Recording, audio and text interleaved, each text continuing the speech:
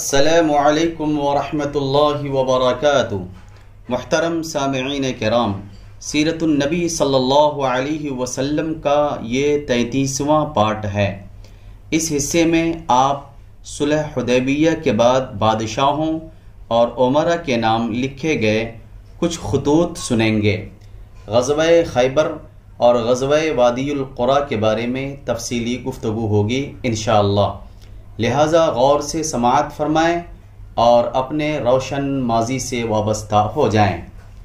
محترم سامعین کرام، شاہ فارس خسرو پرویز کے نام خط نبی کریم صلی اللہ علیہ وسلم نے ایک خط بادشاہ فارس کسریٰ خسرو کے پاس روانہ کیا، جو یہ تھا: بسم اللہ الرحمن الرحیم، محمد رسول اللہ کی طرف سے کسریٰ عظیم فارس کی جانب، اس شخص پر سلام جو ہدایت کی پیروی کرے اور اللہ اور اس کے رسول پر ایمان لائے اور گواہی دے کہ اللہ کے سوا کوئی لائق عبادت نہیں، وہ تنہا ہے، اس کا کوئی شریک نہیں، اور محمد اس کے بندے اور رسول ہیں۔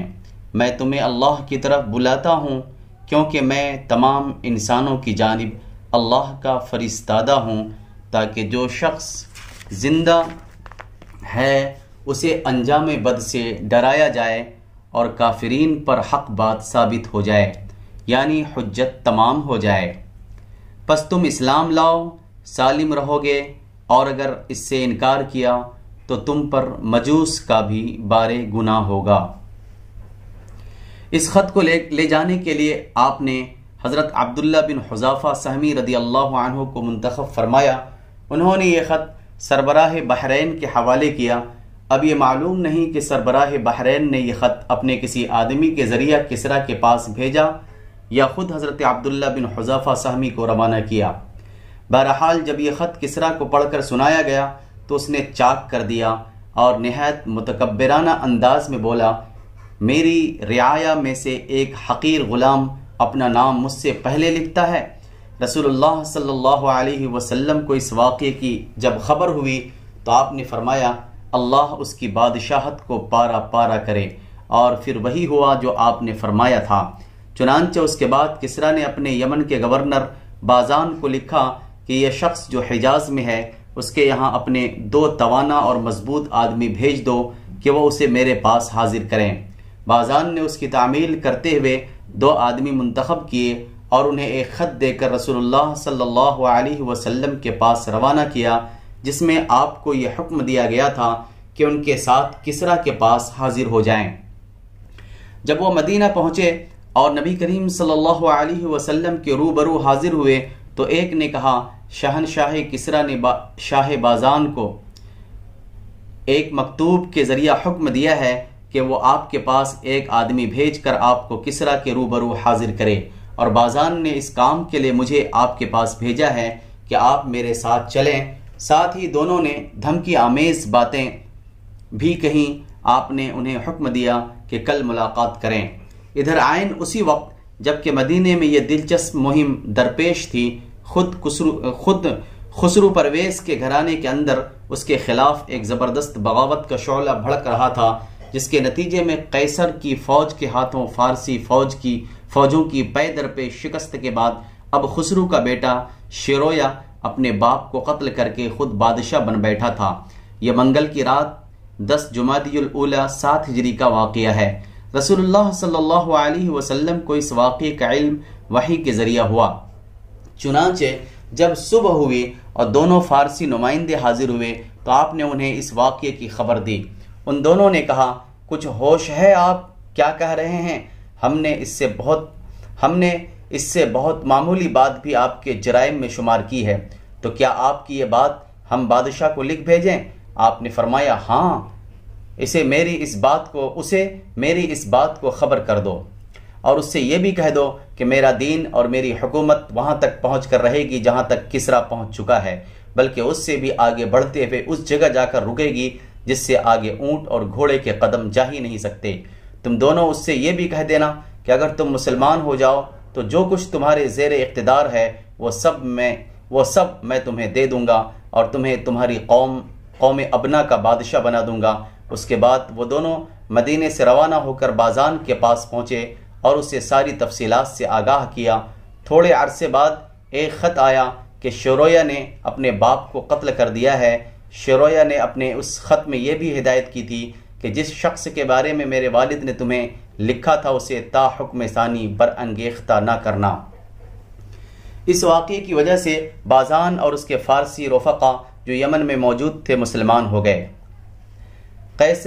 قیصر شاہ روم کے نام خط۔ صحیح بخاری میں ایک طویل حدیث کے ضمن میں اس گرامیہ نامہ کی نص مروی ہے جسے رسول اللہ صلی اللہ علیہ وسلم نے ہرقل شاہ روم کے پاس روانہ فرمایا تھا۔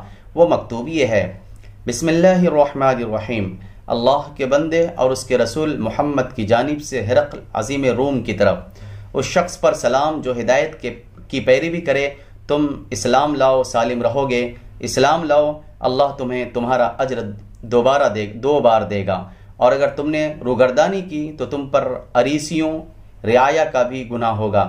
اے اہل کتاب، ایک ایسی بات کی طرف آؤ جو ہمارے اور تمہارے درمیان برابر ہے کہ ہم اللہ کے سوا کسی اور کو نہ پوجیں، اس کے ساتھ کسی چیز کو شریک نہ کریں، اور اللہ کے بجائے ہمارا بعض کو رب نہ بنائے۔ پس اگر لوگ رخ پھیریں تو کہہ دو کہ تم لوگ گواہ رہو ہم مسلمان ہیں۔ اس گرامی نامہ کو پہنچانے کے لیے دحیہ بن خلیفہ کلبی کا انتخاب ہوا۔ آپ نے انہیں حکم دیا کہ وہ یہ خط سربراہ بصرہ کے حوالے کر دیں اور وہ اسے قیصر کے پاس پہنچا دے گا۔ اس کے بعد جو کچھ پیش آیا اس کی تفصیل صحیح بخاری میں ابن عباس رضی اللہ عنہ سے مروی ہے۔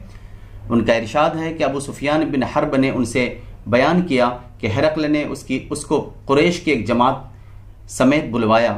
یہ جماعت صلح حدیبیہ کے تحت رسول اللہ صلی اللہ علیہ وسلم اور کفار قریش کے درمیان طے شدہ عرصہ امن میں ملک شام تجارت کے لیے گئی ہوئی تھی۔ یہ لوگ ایلیا بیت المقدس میں اس کے پاس حاضر ہوئے۔ ہرقل نے انہیں اپنے دربار میں بلایا۔ اس وقت اس کے گرد روم کے بڑے بڑے لوگ تھے۔ پھر اس نے ان کو اور اپنے ترجمان کو بلا کر کہا کہ یہ شخص جو اپنے آپ کو نبی سمجھتا ہے اس سے تمہارا کون سا آدمی سب سے زیادہ قریبی نسبی تعلق رکھتا ہے؟ ابو سفیان کا بیان ہے کہ میں نے کہا میں اس کا سب سے زیادہ قریب النسب ہوں۔ ہرقل نے کہا اسے میرے قریب کر دو اور اس کے ساتھیوں کو بھی قریب کر کے اس کی پیٹھ کے پیچھے بٹھا دو۔ اس کے بعد ہرقل نے اپنے ترجمان سے کہا کہ میں اس شخص سے اس آدمی یعنی نبی کریم صلی اللہ علیہ وسلم کے متعلق سوالات کروں گا، اگر یہ جھوٹ بولے تو تم لوگ اسے جھٹلا دینا۔ ابو سفیان کہتے ہیں کہ خدا کی قسم اگر جھوٹ بولنے کی بدنامی کا خوف نہ ہوتا تو میں آپ کے متعلق یقیناً جھوٹ بولتا۔ ابو سفیان کہتے ہیں کہ اس کے بعد پہلا سوال جو ہرقل نے مجھ سے آپ کے بارے میں کیا وہ یہ تھا کہ تم لوگوں میں اس کا نسب کیسا ہے؟ میں نے کہا وہ اونچے نسب والا ہے۔ ہرقل نے کہا تو کیا یہ بات اس سے پہلے تم میں سے کسی نے کہی تھی؟ میں نے کہا نہیں۔ ہرقل نے کہا کیا اس کے باپ دادا میں سے کوئی بادشاہ گزرا ہے؟ میں نے کہا نہیں۔ ہرقل نے کہا اچھا تو بڑے لوگوں نے اس کی پیروی کی ہے یا کمزوروں نے؟ میں نے کہا کمزوروں نے۔ ہرقل نے کہا یہ لوگ بڑھ رہے ہیں یا گھٹ رہے ہیں؟ میں نے کہا بلکہ بڑھ رہے ہیں۔ ہرقل نے کہا کیا اس دین میں داخل ہونے کے بعد کوئی شخص اس دین سے برگشتہ ہو کر مرتد بھی ہوتا ہے؟ میں نے کہا نہیں۔ ہرقل نے کہا اس نے جو بات کہی ہے کیا اسے کہنے سے پہلے تم لوگ اس کو جھوٹ سے متہم کرتے تھے؟ میں نے کہا نہیں۔ ہرقل نے کہا کیا وہ بدعہدی بھی کرتا ہے؟ میں نے کہا نہیں، البتہ ہم لوگ اس وقت اس کے ساتھ صلح کی ایک مدت گزار رہے ہیں، معلوم نہیں اس میں وہ کیا کرے گا۔ ابو سفیان کہتے ہیں کہ اس ایک فقرے کے سوا مجھے اور کہیں کچھ گھسیڑنے کا موقع نہ ملا۔ ہرقل نے کہا کیا تم لوگوں نے اس سے جنگ کی ہے؟ میں نے کہا جی ہاں۔ ہرقل نے کہا تو تمہاری اس کی جنگ کیسی رہی؟ میں نے کہا جنگ ہمارے اور اس کے درمیان ڈول ہے، وہ ہمیں زک پہنچا لیتا ہے اور ہم اسے زک پہنچا لیتے ہیں۔ ہرقل نے کہا وہ تمہیں کن باتوں کا حکم دیتا ہے؟ میں نے کہا وہ کہتا ہے صرف اللہ کی عبادت کرو، اس کے ساتھ کسی چیز کو شریک نہ کرو، تمہارے باپ دادا جو کچھ کہتے تھے اسے چھوڑ دو وہ ہمیں نماز، سچائی، پرہیزگاری، پاک دامنی اور قرابت داروں کے ساتھ حسن سلوک کا حکم دیتا ہے۔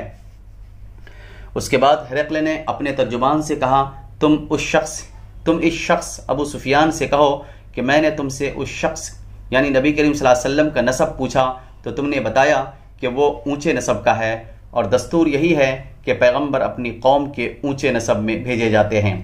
اور میں نے دریافت کیا کہ کیا یہ بات اس سے پہلے تو تم میں سے کسی نے کہی تھی؟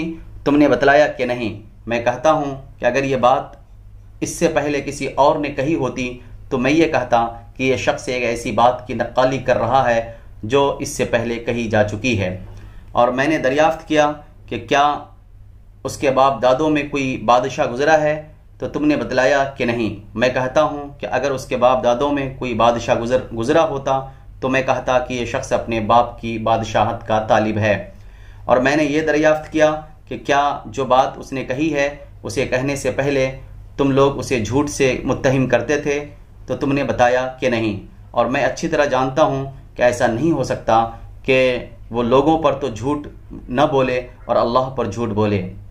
میں نے یہ بھی دریافت کیا کہ بڑے لوگ اس کی پیروی کر رہے ہیں یا کمزور، تو تم نے بتایا کہ کمزوروں نے تو اس کی پیروی کی ہے، اور حقیقت یہ ہے یہی لوگ پیغمبروں کے پیروکار ہوتے ہیں۔ میں نے پوچھا کہ کیا اس دین میں داخل ہونے کے بعد کوئی شخص برگشتہ ہو کر مرتد بھی ہوتا ہے تو تم نے بتلایا کہ نہیں، اور حقیقت یہ ہے کہ ایمان کی بشاشت جب دلوں میں گھس جاتی ہے تو ایسا ہی ہوتا ہے۔ اور میں نے دریافت کیا کہ کیا وہ بدعہدی بھی کرتا ہے تو تم نے بتلایا کہ نہیں، اور پیغمبر ایسے ہی ہوتے ہیں، وہ بدعہدی نہیں کرتے۔ میں نے یہ بھی پوچھا کہ وہ کن باتوں کا حکم دیتا ہے تو تم نے بتایا کہ وہ تمہیں اللہ کی عبادت کرنے اور اس کے ساتھ کسی چیز کو شریک نہ ٹھہرانے کا حکم دیتا ہے، بت پرستی سے منع کرتا ہے، اور نماز، سچائی اور پرہیزگاری و پاک دامنی کا حکم دیتا ہے۔ تو جو کچھ تم نے بتایا ہے اگر وہ صحیح ہے تو یہ شخص بہت جلد میرے ان دونوں قدموں کی جگہ کا مالک ہو جائے گا۔ میں جانتا تھا کہ یہ نبی آنے والا ہے، لیکن میرا یہ گمان نہ تھا کہ وہ تم میں سے ہوگا۔ اگر مجھے یقین ہوتا کہ میں اس کے پاس پہنچ سکوں گا تو اس سے ملاقات کی زحمت اٹھاتا، اور اگر اس کے پاس ہوتا تو اس کے دونوں پاؤں دھوتا۔ اس کے بعد ہرقل نے رسول اللہ صلی اللہ علیہ وسلم کا خط منگا کر پڑھا۔ جب خط پڑھ کر فارغ ہوا تو وہاں آوازیں بلند ہوئیں اور بڑا شور مچا۔ ہرقل نے ہمارے بارے میں حکم دیا اور ہم باہر کر دیے گئے۔ جب ہم لوگ باہر لائے گئے تو میں نے اپنے ساتھیوں سے کہا، ابو کبشہ کے بیٹے کا معاملہ بڑا زور پکڑ گیا ہے، اس سے تو بنو اصفر رومیوں کا بادشاہ ڈرتا ہے، اس سے تو بنو اصفر یعنی رومیوں کا بادشاہ ڈرتا ہے۔ اس کے بعد مجھے برابر یقین رہا کہ رسول اللہ صلی اللہ علیہ وسلم کا دین غالب آ کر رہے گا، یہاں تک کہ اللہ نے میرے اندر اسلام کو جاگوزی کر دیا۔ یہ قیصر پر نبی کریم صلی اللہ علیہ وسلم کے نام مبارک کا وہ اثر تھا جس کا مشاہدہ ابو سفیان نے کیا۔ اس نام مبارک کا ایک اثر یہ بھی ہوا کہ قیصر نے رسول اللہ صلی اللہ علیہ وسلم کے اس نام مبارک کو پہنچانے والے یعنی دحیہ کلبی رضی اللہ عنہ کو مال اور پارچہ جات سے نوازا، لیکن حضرت دحیہ یہ تحائف لے کر واپس ہوئے تو حسمہ میں قبیلے جذام کے کچھ لوگوں نے ان پر ڈاکہ ڈال کر سب کچھ لوٹ لیا۔ حضرت دحیہ مدینہ پہنچے تو اپنے گھر کے بجائے سیدھی خدمت نبوی میں حاضر ہوئے اور سارا ماجرا کہہ سنایا۔ تفصیل سن کر رسول اللہ صلی اللہ علیہ وسلم نے حضرت زید بن حارثہ کی سرکردگی میں 500 صحابہ کرام کی ایک جماعت حسمہ روانہ فرمائی۔ حضرت زید نے قبیلے جذام پر شبخون مار کر ان کی خاصی تعداد کو قتل کر دیا اور ان کے چوپایوں اور عورتوں کو ہانک لائے۔ چوپایوں میں 1000 اونٹ اور 5000 بکریاں تھیں اور قیدیوں میں 100 عورتیں اور بچے تھے۔ چونکہ نبی کریم صلی اللہ علیہ وسلم اور قبیلے جذام میں پہلے سے مصالحت کا عہد چلا آ رہا تھا، اس لیے اس قبیلے کے ایک سردار زید بن رفاعہ جذامی نے جھٹ نبی کریم صلی اللہ علیہ وسلم کی خدمت میں احتجاج و فریاد کی۔ زید بن رفاعہ اس قبیلے کے کچھ مزید افراد سمیت پہلے ہی مسلمان ہو چکے تھے، اور جب حضرت دحیہ پر ڈاکہ پڑا تھا تو ان کی مدد بھی کی تھی، اس لیے نبی کریم صلی اللہ علیہ وسلم نے ان کا احتجاج قبول کرتے ہوئے مال غنیمت اور قیدی واپس کر دیے۔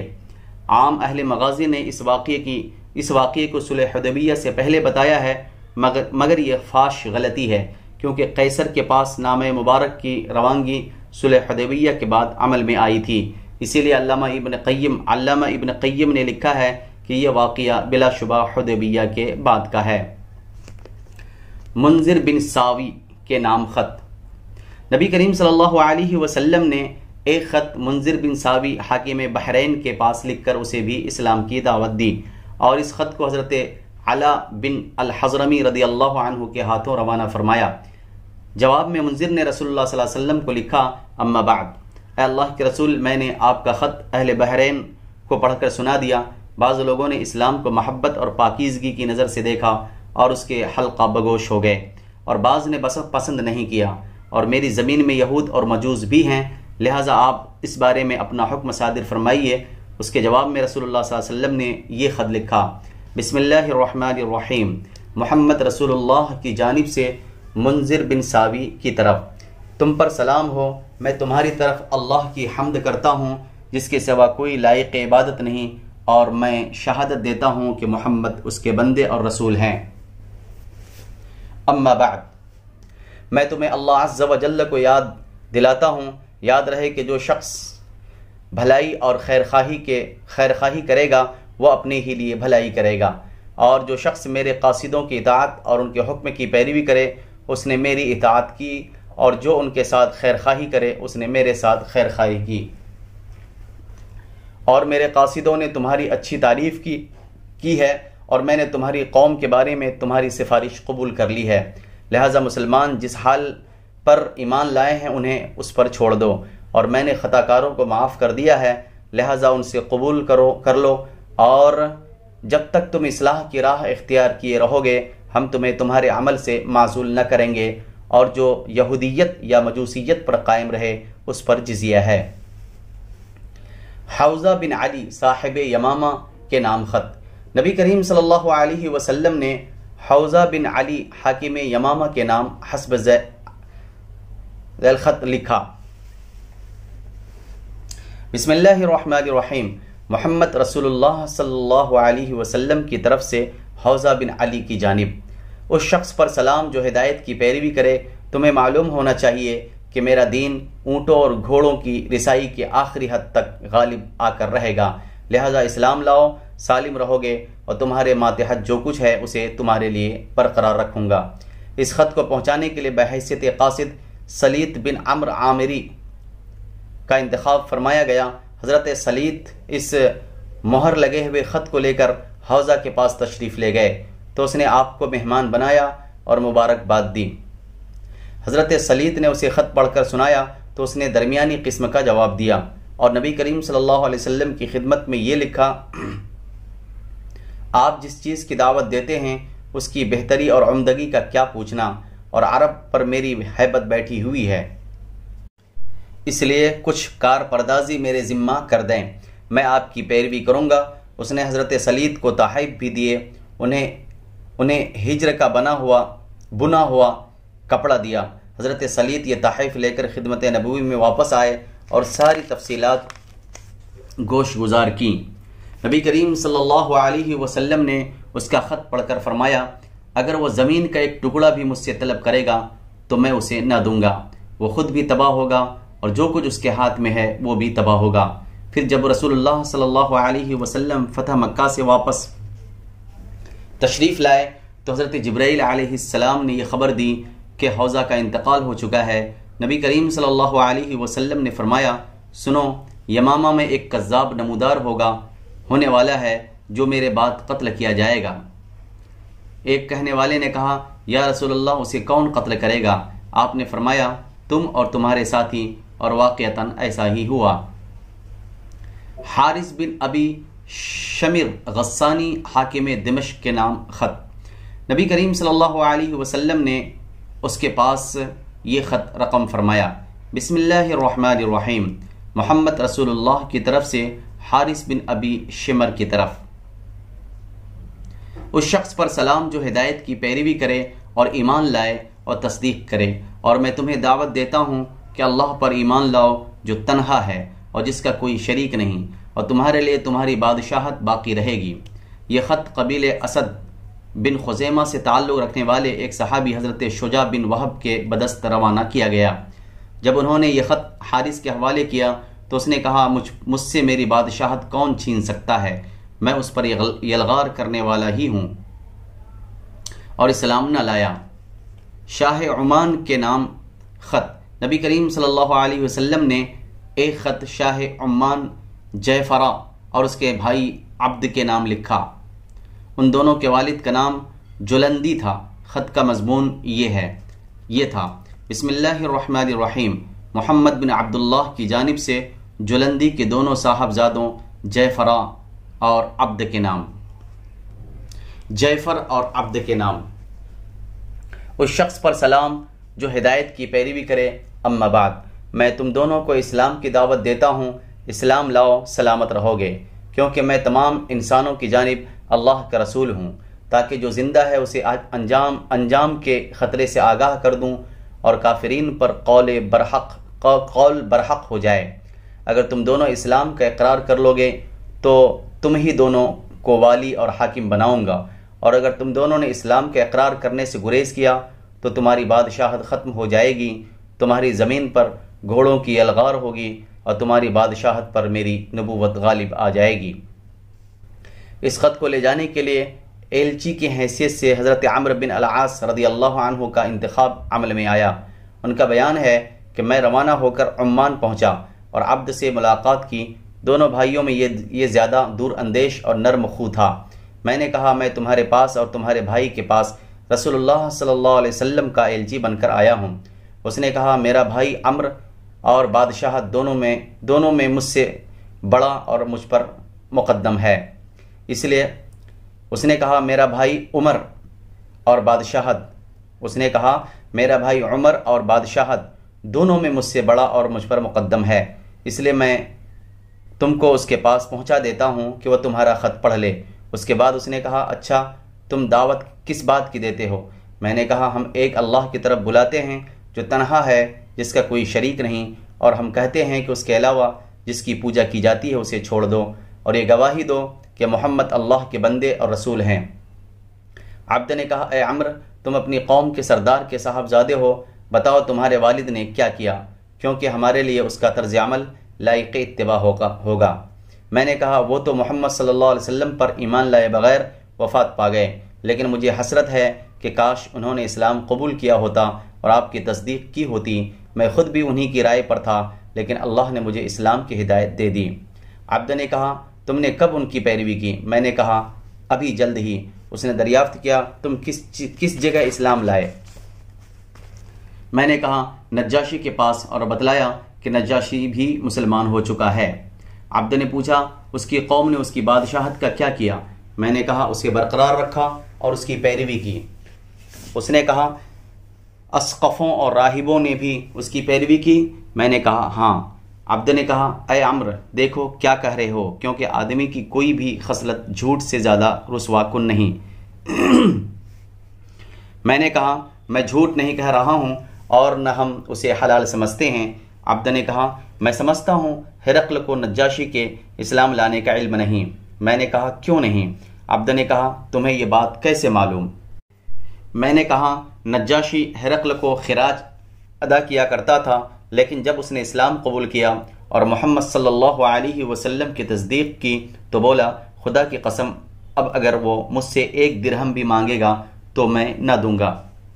اور جب اس کی اطلاع ہرقل کو ہوئی تو اس کے بھائی یناق نے کہا کیا تم اپنے غلام کو چھوڑ دو گے کہ وہ تمہیں خراج نہ دے اور تمہارے بجائے ایک دوسرے شخص کا نیا دین اختیار کر لے؟ ہرقل نے کہا یہ ایک آدمی ہے جس نے ایک دین کو پسند کیا اور اسے اپنے لیے اختیار کر لیا، اب میں اس کا کیا کر سکتا ہوں؟ خدا کی قسم اگر مجھے اپنی بادشاہت کی حرص نہ ہوتی تو میں بھی وہی کرتا جو اس نے کیا ہے۔ عبد نے کہا عمرو دیکھو کیا کہہ رہے ہو؟ میں نے کہا واللہ میں تم سے سچ کہہ رہا ہوں۔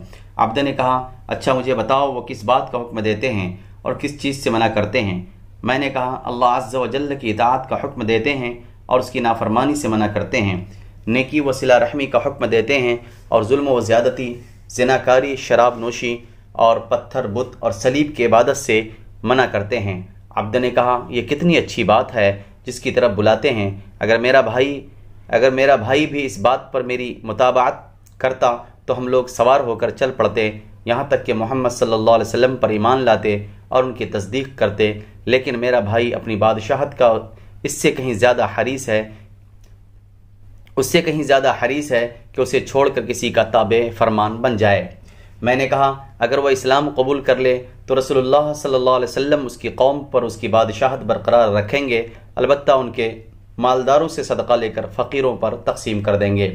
عبدہ نے کہا یہ تو بڑی اچھی بات ہے، اچھا بتاؤ صدقہ کیا ہے؟ جواب میں نے مختلف اموال کے اندر رسول اللہ صلی اللہ علیہ وسلم کے مقرر کیے ہوئے صدقات کی تفصیل بتائی۔ جب اونٹ کی باری آئی تو وہ بولا اے عمرو، ہمارے ان مویشیوں میں سے بھی صدقہ لیا جائے گا جو خود ہی درخت چر لیتے ہیں؟ میں نے کہا ہاں۔ عبدہ نے کہا واللہ میں نہیں سمجھتا کہ میری قوم اپنے ملک کی وسعت اور تعداد کی کثرت کے باوجود اس کو مان لے گی۔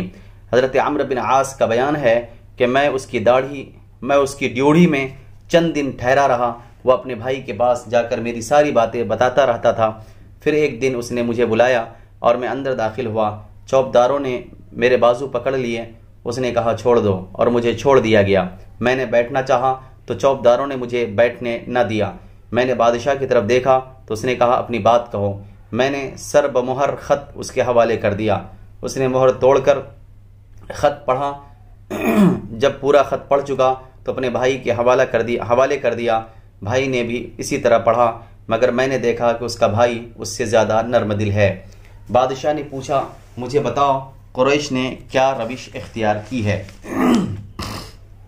میں نے کہا سب ان کے اطاعت گزار ہو گئے ہیں، کسی نے دین کی رغبت کی بنا پر اور کسی نے تلوار سے مقہور ہو کر۔ بادشاہ نے پوچھا ان کے ساتھ کون لوگ ہیں؟ میں نے کہا سارے لوگ ہیں، انہوں نے اسلام کو برضا و رغبت قبول کر لیا ہے اور اسے تمام دوسری چیزوں پر ترجیح دی ہے۔ انہیں اللہ کی ہدایت اور اپنی عقل کی رہنمائی سے یہ بات معلوم ہو گئی ہے کہ وہ گمراہ تھے۔ اب اس علاقے میں نہیں جانتا کہ تمہارے سوا کوئی اور باقی رہ گیا ہے، اور اگر تم نے اسلام قبول نہ کیا اور محمد صلی اللہ علیہ وسلم کی پیروی نہ کی تو تمہیں سوار روند ڈالیں گے اور تمہاری ہریالی کا صفایا کر دیں گے، اس لیے اسلام قبول کر لو، سلامت رہو گے، اور رسول اللہ صلی اللہ علیہ وسلم تم کو تمہاری قوم کا حکمراں بنا دیں گے، تم پر نہ سوار داخل ہوں گے نہ پیادے۔ بادشاہ نے کہا مجھے آج چھوڑ دو اور کل پھر آؤ۔ اس کے بعد میں اس کے بھائی کے پاس واپس آ گیا۔ اس نے کہا عمرو مجھے امید ہے کہ اگر بادشاہت کے حرص غالب نہ آئی تو وہ اسلام قبول کر لے گا۔ دوسرے دن پھر بادشاہ کے پاس گیا، لیکن اس نے اجازت دینے سے انکار کر دیا، اس لیے میں اس کے بھائی کے پاس واپس آ گیا اور بتلایا کہ بادشاہ تک میری رسائی نہ ہو سکی۔ بھائی نے مجھے اس کے یہاں پہنچا دیا۔ اس نے کہا میں نے تمہاری دعوت پر غور کیا، اگر میں بادشاہت ایک ایسے آدمی کے حوالے کر دوں جس کے شہسوار یہاں پہنچے بھی نہیں تو میں عرب میں سب سے کمزور سمجھا جاؤں گا، اور اگر اس کے شہسوار یہاں پہنچ آئے تو ایسا رن پڑے گا کہ انہیں کبھی اس سے سابقہ نہ پڑا ہوگا۔ میں نے کہا اچھا تو میں کل واپس جا رہا ہوں۔ جب اسے میری واپسی کا یقین ہو گیا تو اس نے بھائی سے خلوت میں بات کی اور بولا یہ پیغمبر جن پر غالب آ چکا ہے ان کے مقابل ہماری کوئی حیثیت نہیں، اور اس نے جس کسی کے پاس بھی پیغام بھیجا ہے اس نے دعوت قبول کر لی ہے، لہذا دوسرے دن صبح ہوئی مجھے بلوایا گیا اور بادشاہ اور اس کے بھائی دونوں نے اسلام قبول کر لیا اور نبی کریم صلی اللہ علیہ وسلم کی تصدیق کی اور صدقہ وصول کرنے اور لوگوں کے درمیان فیصلے کرنے کے لیے مجھے آزاد چھوڑ دیا، اور جس کسی نے میری مخالفت کی اس کے خلاف میرے مددگار ثابت ہوئے۔ اس واقعے کے سیاق سے معلوم ہوتا ہے کہ بقیہ بادشاہوں کی بنسبت ان دونوں کے پاس خط کی روانگی خاصی تاخیر سے عمل میں آئی تھی، غالباً یہ فتح مکہ کے بعد کا واقعہ ہے۔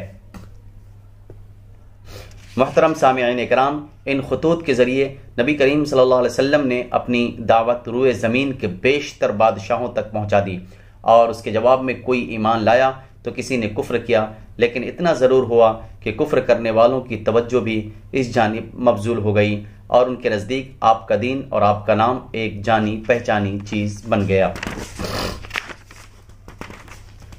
محترم سامعین کرام، صلح حدیبیہ کے بعد کی فوجی سرگرمیاں، اس سے متعلق آپ سماعت فرمائیں۔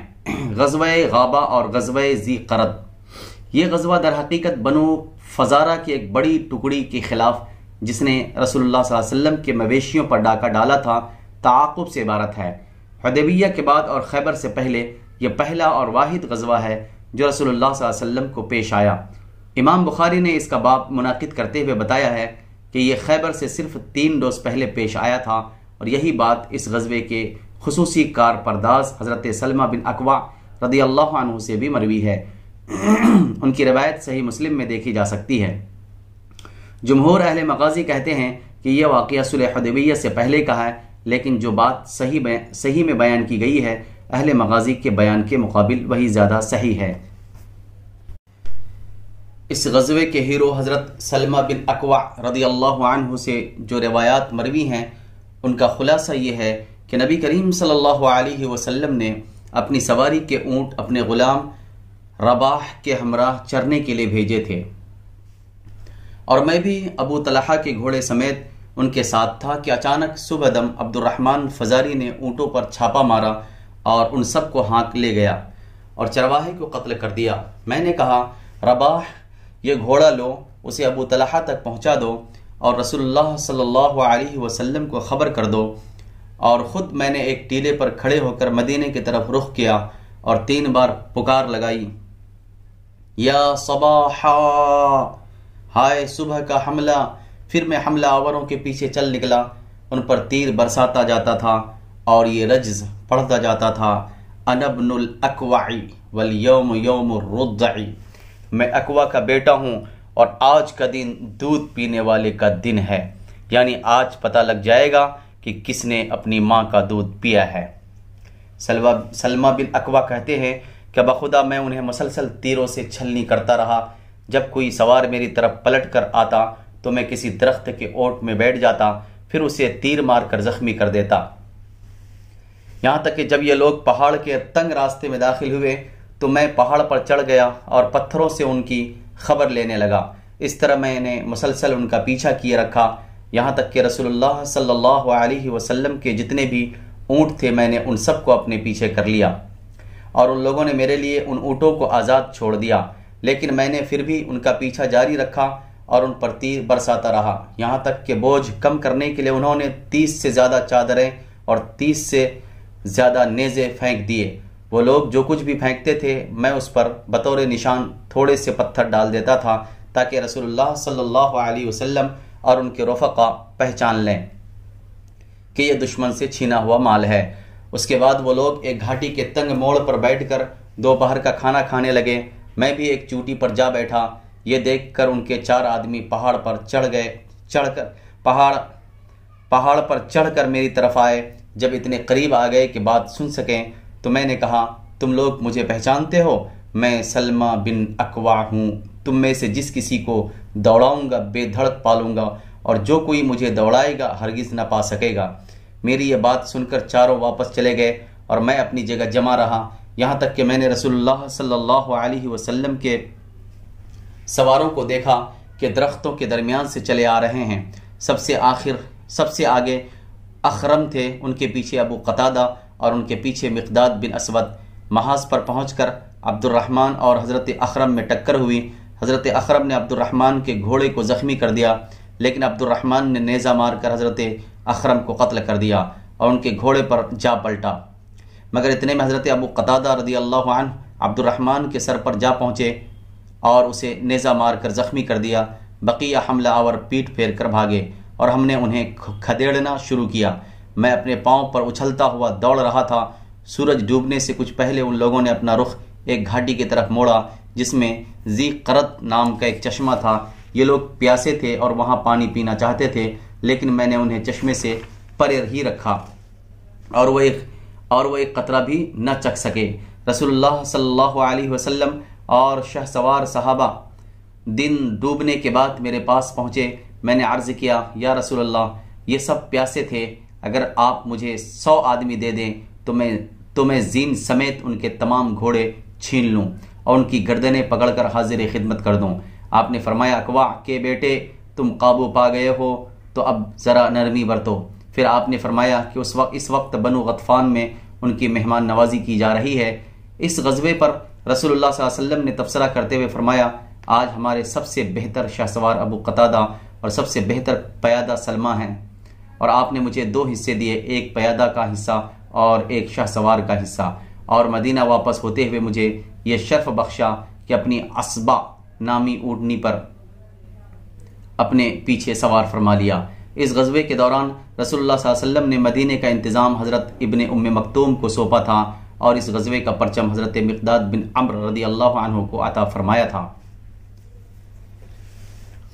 محترم سامعین کرام، غزوہ خیبر اور غزوہ وادی القرا سن 7 ہجری، غور سے سماعت فرمائیں۔ خیبر مدینے کے شمال میں 80 یا 60 میل کے فاصلے پر ایک بڑا شہر تھا۔ یہاں قلعے بھی تھے اور کھیتیاں بھی۔ اب یہ ایک بستی رہ گئی ہے۔ اس کی آب و ہوا قدرے غیر صحت مند ہے۔ جب رسول اللہ صلی اللہ علیہ وسلم صلح حدیبیہ کے نتیجے میں جنگ احزاب کے 3 بازوؤں میں سے سب سے مضبوط بازو قریش کی طرف سے پوری طرح مطمئن اور مامون ہو گئے، تو آپ نے چاہا کہ بقیہ دونوں بازوؤں یہود اور قبائل نجد سے بھی حساب کتاب چکا لیں، تاکہ ہر جانب سے مکمل امن و سلامتی حاصل ہو جائے اور پورے علاقے میں سکون کا دورہ ہو، اور مسلمان ایک پہم خونریز کشمکش سے نجات پا کر اللہ کی پیغام رسانی اور اس کی دعوت کے لیے فارغ ہو جائیں۔ چونکہ خیبر سازشوں اور دسیسہ کاریوں کا گڑھ، فوجی انگیخت کا مرکز اور لڑانے بھیڑانے اور جنگ کی آگ بھڑکانے کی کان تھا، اس لیے سب سے پہلے یہی مقام مسلمانوں کی نگہ التفات کا مستحق تھا۔ رہا یہ سوال کہ خیبر واقعتاً ایسا تھا یا نہیں، تو اس سلسلے میں ہمیں یہ نہیں بھولنا چاہیے کہ وہ اہل خیبر ہی تھے جو جنگ خندق میں مشرکین کے تمام گروہوں کو مسلمانوں پر چڑھا لائے تھے۔ پھر یہی تھے جنہوں نے بنو قریظہ کو غدر و خیانت پر آمادہ کیا تھا۔ نیز یہی تھے جنہوں نے اسلامی معاشرے کے 5ویں کالم منافقین سے اور جنگ احزاب کے 3 بازو بنو غطفان اور بدوؤں سے رابطہ پہم قائم کر رکھا تھا، اور خود بھی جنگ کی تیاریاں کر رہے تھے، اور اپنی ان کارروائیوں کے ذریعے مسلمانوں کو آزمائشوں میں ڈال رکھا تھا، یہاں تک کہ نبی کریم صلی اللہ علیہ وسلم کو بھی شہید کرنے کا پروگرام بنا لیا تھا، اور ان حالات سے مجبور ہو کر مسلمانوں کو بار بار فوجی مہمیں بھیجنی پڑی تھیں، اور ان دسیسہ کاروں اور سازشیوں کے سربراہوں مثلا سلام بن ابی الحقیق اور اسیر بن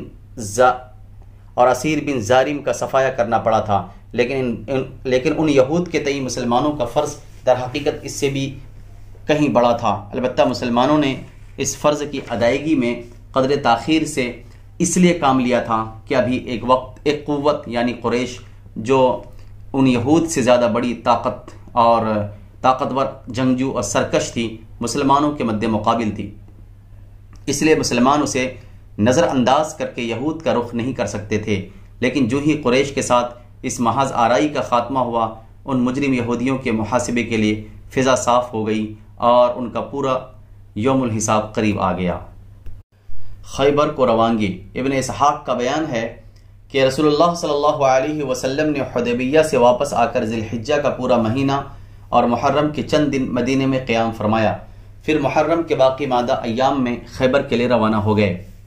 مفسرین کا بیان ہے کہ خیبر اللہ تبارک و تعالی کا وعدہ تھا جو اس نے اپنے ارشاد کے ذریعہ فرمایا تھا، وعدک اعوذ باللہ من الشیطان الرجیم وعدکم اللہ مغانم کثیرۃ تأخذونها فعجل لکم هذه، اللہ نے تم سے بہت سے اموال غنیمت کا وعدہ کیا ہے جسے تم حاصل کرو گے، تو اس کو تمہارے لیے فوری طور پر عطا کر دیا۔ جس کو فوری طور پر عطا کر دیا، اس سے مراد صلح حدیبیہ ہے، اور بہت سے اموال غنیمت سے مراد خیبر ہے۔ اسلامی لشکر کی تعداد۔ چونکہ منافقین اور کمزور ایمان کے لوگ سفر حدیبیہ میں رسول اللہ صلی اللہ علیہ وسلم کی رفاقت اختیار کرنے کے بجائے اپنے گھروں میں بیٹھ رہے تھے، اس لیے اللہ تبارک و تعالی نے اپنے نبی کریم صلی اللہ علیہ وسلم کو ان کے بارے میں حکم دیتے ہوئے فرمایا، اعوذ باللہ من الشیطان الرجیم سيقول المخلفون إذا انطلقتم إلى مغانم لتأخذوها ذرونا نتبعكم يريدون أن يبدلوا كلام الله قل لن تتبعونا كذلكم قال الله من قبل فسيقولون بل تحسدوننا بل كانوا لا يفقهون إلا قليلا.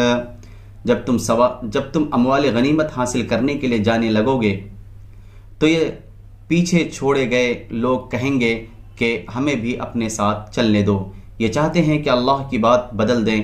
ان سے کہہ دینا کہ تم ہرگز ہمارے ساتھ نہیں چل سکتے. اللہ نے پہلے ہی سے یہ بات کہہ دی ہے. اس پر یہ لوگ کہیں گے کہ نہیں بلکہ تم لوگ ہم سے حسد کرتے ہو، حالانکہ حقیقت یہ ہے کہ یہ لوگ کم ہی سمجھتے ہیں. چنانچہ جب رسول اللہ صلی اللہ علیہ وسلم نے خیبر کی روانگی کا ارادہ فرمایا تو اعلان فرما دیا کہ آپ کے ساتھ صرف وہی آدمی روانہ ہو سکتا ہے جسے واقعتاً جہاد کی رغبت اور خواہش ہے. اس اعلان کے نتیجے میں آپ کے ساتھ صرف وہی لوگ جا سکے جنہوں نے حدیبیہ میں درخت کے نیچے بیعت رضوان کی تھی اور ان کی تعداد صرف 1400 تھی. اس غزوے کے دوران مدینے کا انتظام حضرت سبع بن عرفطہ غفاری رضی اللہ عنہ کو اور ابن اسحاق کے بقول نمیلہ بن عبداللہ لیثی کو سونپا گیا تھا. محققین کے نزدیک پہلی بات زیادہ صحیح ہے. اسی موقع پر حضرت ابو ہریرہ رضی اللہ عنہ بھی مسلمان ہو کر مدینہ تشریف لائے تھے. اس وقت حضرت سبع بن عرفطہ فجر کی نماز پڑھا رہے تھے. نماز سے فارغ ہوئے تو حضرت ابو ہریرہ رضی اللہ عنہ ان کی خدمت میں پہنچے. انہوں نے توشہ فراہم کر دیا اور حضرت ابو ہریرہ خدمت نبوی میں حاضری کے لیے خیبر کی جانب چل پڑے. جب خدمت نبوی میں پہنچے تو خیبر فتح ہو چکا تھا. رسول اللہ صلی اللہ علیہ وسلم نے مسلمانوں سے گفتگو کر کے حضرت ابو ہریرہ رضی اللہ عنہ اور ان کے رفقا کو بھی مال غنیمت میں شریک کر لیا. یہود کے لیے منافقین کی سرگرمیاں. اس موقع پر یہود کی حمایت میں منافقین نے بھی خاصی تگ و دو کی. چنانچہ رأس المنافقین عبداللہ بن ابی نے یہود خیبر کو یہ پیغام بھیجا کہ اب محمد نے تمہارا رخ کیا ہے، لہٰذا چوکنا ہو جاؤ، تیاری کر لو اور دیکھو ڈرنا نہیں، کیونکہ تمہاری تعداد اور تمہارا ساز و سامان زیادہ ہے اور محمد کے رفقا بہت تھوڑے اور تہی دست ہیں اور ان کے ساتھ ہتھیار بھی بس تھوڑے ہی سے ہیں. جب اہل خیبر کو اس کا علم ہوا تو انہوں نے کنانہ بن ابی الحقیق اور حوزہ بن قیس کو حصول مدد کے لیے بنو غطفان کے پاس روانہ کیا، کیونکہ وہ خیبر کے یہودیوں کے حلیف اور مسلمانوں کے خلاف ان کے مددگار تھے. یہود نے یہ پیشکش بھی کی کہ اگر انہیں مسلمانوں پر غلبہ حاصل ہو گیا تو خیبر کی نصف پیداوار انہیں دے دی جائے گی. خیبر کا راستہ. رسول اللہ صلی اللہ علیہ وسلم نے خیبر جاتے ہوئے جبل عسر کو عبور کیا. عسر کے عین کو زیر ہے اور صاد ساکن ہے اور کہا جاتا ہے کہ دونوں زبر ہے. پھر وادی صحابہ سے گزرے. اس کے بعد ایک اور وادی میں پہنچے جس کا نام رجی ہے. مگر یہ وہ رجی نہیں جہاں عزل اور قارہ کے غداری سے بنو لحیان کے ہاتھوں 8 صحابہ کرام کی شہادت اور حضرت زید و خبیب کی گرفتاری اور پھر مکے میں شہادت کا واقعہ پیش آیا تھا. وہ رجی نہیں ہے. رجی سے بنو غطفان کی آبادی صرف 1 دن اور 1 رات کی دوری پر واقع تھی اور بنو غطفان نے تیار ہو کر یہود کی امداد کے لیے خیبر کی راہ لے لی تھی. لیکن اثناء راہ میں انہیں اپنے پیچھے کچھ شور و شغب سنائی دی تو انہوں نے سمجھا کہ مسلمانوں نے ان کے بال بچوں اور مویشیوں پر حملہ کر دیا ہے، اس لیے وہ واپس پلٹ گئے اور خیبر کو مسلمانوں کے لیے آزاد چھوڑ دیا. اس کے بعد رسول اللہ صلی اللہ علیہ وسلم نے ان دونوں ماہرین راہ کو بلایا جو لشکر کو راستہ بتانے پر مامور تھے. ان میں سے ایک کا نام حسیل تھا. ان دونوں سے آپ نے ایسا مناسب ترین راستہ معلوم کرنا چاہا جسے اختیار کر کے خیبر میں شمال کی جانب سے یعنی مدینے کے بجائے شام کی جانب سے داخل ہو سکیں، تاکہ اس حکمت عملی کے ذریعے ایک طرف تو یہود کو شام بھاگنے کا راستہ بند کر دیں اور دوسری طرف بنو غطفان اور یہود کے درمیان حائل ہو کر ان کی طرف سے کسی مدد کی رسائی کے امکانات ختم کر دیں. ایک رہنما نے کہا، اے اللہ کے رسول، میں آپ کو ایسے ہی راستے سے لے چلوں گا. چنانچہ وہ آگے چلا. ایک مقام پر پہنچ کر جہاں متعدد راستے پھوٹتے تھے۔ عرض کیا یا رسول اللہ ان سب راستوں سے آپ منزل مقصود تک پہنچ سکتے ہیں۔ آپ نے فرمایا کہ وہ ہر ایک کا نام بتائے۔ اس نے بتایا کہ ایک کا نام حزن یعنی سخت اور کھردرا جس کا معنی ہے آپ نے اس پر چلنا منظور نہ کیا۔ اس نے بتایا دوسرے کا نام شاش جس کا معنی ہے تفرق اور اضطراب والا، آپ نے اسے بھی منظور نہ کیا۔ اس نے بتایا تیسرے کا نام حاتب، اس نے بتایا تیسرے کا نام حاتب لکڑہارا ہے، آپ نے اس پر بھی چلنے سے انکار کر دیا۔ حسین نے کہا اب ایک ہی راستہ باقی رہ گیا ہے۔ حضرت عمر نے فرمایا اس کا نام کیا ہے؟ حسین نے کہا مرحب۔ نبی کریم صلی اللہ علیہ وسلم نے اسی پر چلنا پسند فرمایا۔ راستے کے بعض واقعات سماعت فرمائیں۔